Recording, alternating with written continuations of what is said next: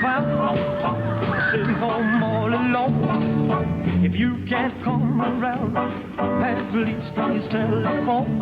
Don't be cruel to a heart so true. Well, I don't want no one love. Baby, it's just you I'm thinking of. You ain't nothing but a hound dog. Been snooping around my door. You ain't nothing but a hound dog. Been snooping around my door. Well, you ain't never gonna ever nowhere. Rock and roll. It's a sound that changed the world, a fusion of rhythm, energy, and rebellion. But where did the music truly come from? And who were the voices that created these new and trendy tunes?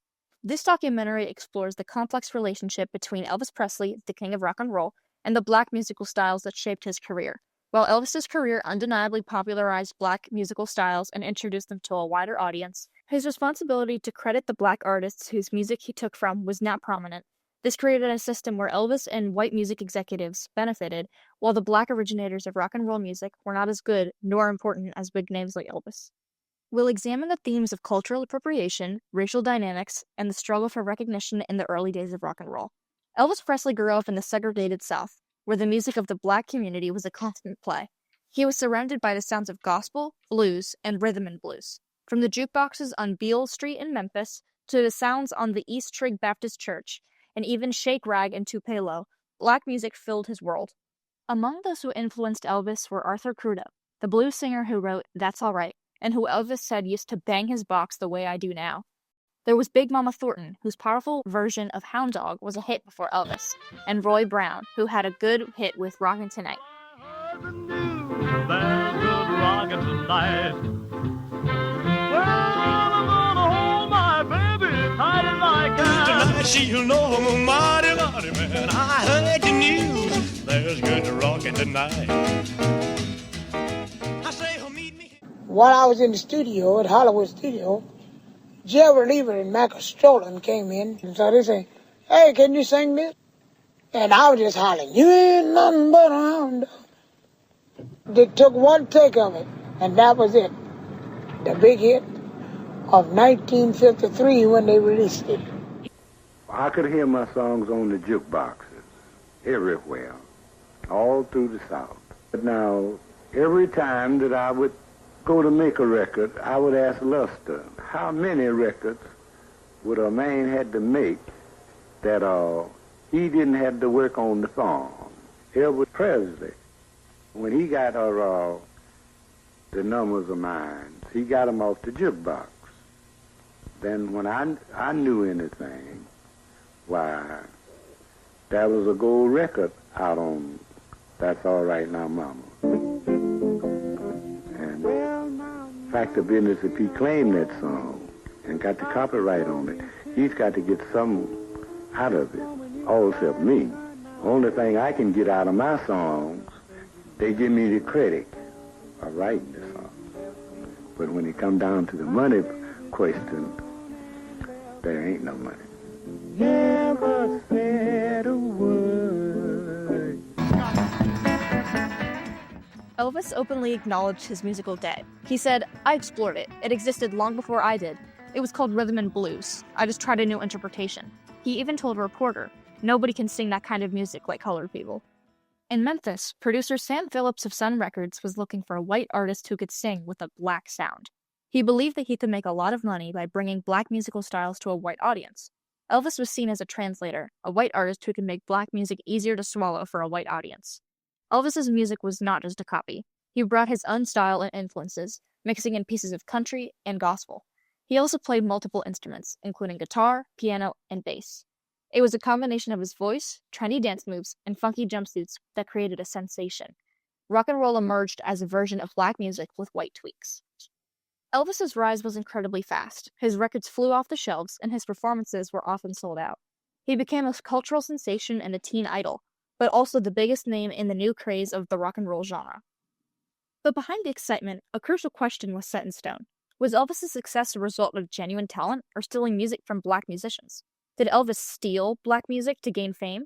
Many felt that Elvis and his white music executives benefited unfairly, while the black originators of rock and roll were often left behind, without proper credit or royalties. Major record labels were more likely to sign white artists, leading to fewer opportunities and less pay for black artists who created the music. Black songwriters and performers often did not receive the recognition or payment they deserved. Arthur Crudup, despite writing the song that launched Elvis's career, did not receive good royalties, and Big Mama Thornton received a fraction of the money that Elvis did for her hit, Hound Dog. Many felt that Elvis's identity as the king of rock and roll completely ignored the contributions of black musicians. The black community's reaction to Elvis was complex. Some admired his talent and saw him as someone who could help bring their music to a wider audience. B.B. King, for example, described a close friendship with Elvis, stating that Elvis was proud of his roots and did not steal his music. My company that I worked for at the time would always contract Mr. Phillips to let us in any time that we had something to record, and usually Elvis would be there practicing a lot of times. He had several people, but at that time he was a handsome guy, good looking. I didn't think too much about his playing or singing. I mean, it was okay. Yeah, but I didn't see at that time what I saw later on. But he would talk, and it was, you know. Interested in your music? He would watch. He didn't ask questions a lot, but he would watch. Because sometimes. A lot of people, when they heard Elvis, thought he was black, didn't they? At first, yes. Yeah, they said he's playing black music. He's a white guy. Yeah, but see, at first he was playing more like rockabilly. He wasn't really getting into the things that he started to do later. Little Richard also acknowledged that Elvis opened doors for him, but also noted that Elvis' whiteness did in fact help him when it came to getting larger audiences. But others felt jealousy and resentment over the lack of credit and recognition, seeing the success of Elvis as a direct form of white privilege. Though their feelings were not about Elvis specifically, but the music business as a whole, as well as the white culture that embraced Elvis. A rumor began to circulate that Elvis made a racist comment, saying that the only thing black people could do for him was buy his records and shine his shoes. Jet magazine, a highly regarded black publication, investigated this rumor and found no evidence to support it. Elvis himself denied it and was quoted as saying, "I never said anything like that, and people who know me know I would never have said it." Despite the backlash, Elvis's music helped break down racial barriers in some ways. He exposed white audiences to black musical styles, and his popularity contributed to the growing acceptance of integrated music.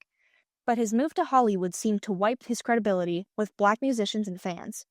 Elvis's legacy remains contested.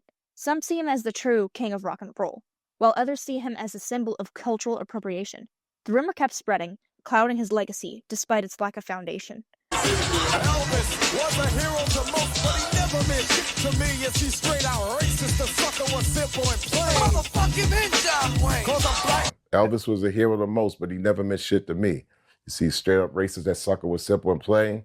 Motherfuck him and John Wayne. Yeah. And of course, Flavor had to do it, but I write the lyrics and gut myself out. So before Chuck writes something to put it out, he always does some type of research on it first. Like say, number one, when I wrote the record, right? We as black people always grew up around Elvis, but why is he the king? Why is he the icon? And I was trying to say in that record, dude, there's not only is there Little Richard still around, Bo Diddley at that time, everybody was around. Even Jerry Lee Lewis. Not only were they just as iconic and they deserved a king too, or Elvis didn't deserve to be called king, but they were doing gigs. Yeah. At the same time. So this whole Elvisism, I was done with. Some critics feel that black music should be reserved for black musicians, and people like Elvis shouldn't be able to touch it. Ultimately, history is about the ways in which people choose to remember the past. Elvis's story reminds us that memory and history do not always align. Elvis Presley's impact on music is undeniable, but so is the impact that black musicians had on Elvis and how he channeled that into his performances. And there are those who recognize that all music belongs to the universe. Elvis Presley's career both highlighted and dimmed the contributions of black artists to rock and roll. His music brought back black styles to a global audience, but the lack of credit and recognition for black artists remains a conflicting era in the history of music industry. The story of Elvis and the unsung heroes of rock and roll challenges us to think critically about issues of race, culture, and the importance of recognizing and fairly crediting those who create the culture that we consume daily. Who benefits and who does not? Let's remember the legacy of Elvis and learn more about the black artists who created rock and roll. Let's strive for a music industry that honors all voices and all talents.